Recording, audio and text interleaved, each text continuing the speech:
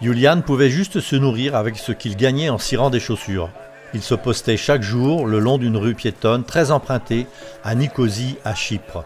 La plupart de cet argent, il le dépensait en cigarettes et en alcool. 10 ans plus tôt, Julian avait émigré à Chypre en provenance de la Bulgarie pour trouver du travail.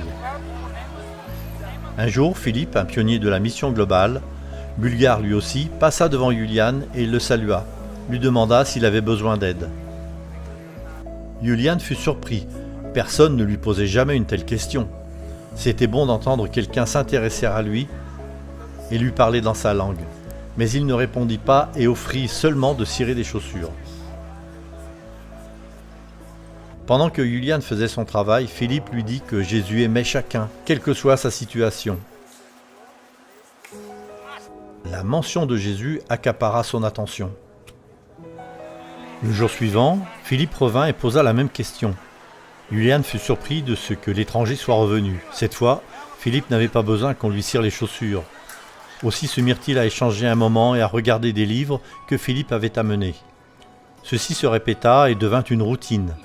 Parfois, Philippe lisait la Bible à Julian. Et finalement, le cireur ouvrit son cœur et raconta comment, après être arrivé à Chypre avec sa famille, il avait travaillé dans la construction. À cause de l'alcool, il avait perdu son travail et s'était fait éjecter de son foyer. Sa famille et ses amis l'avaient rejeté. Un jour, Julian a conduit son nouvel ami jusqu'au bâtiment abandonné où il dormait.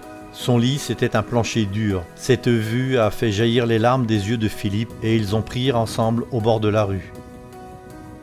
Julian se sentait apprécié et découvrait l'amour de Dieu dans les actes du pionnier.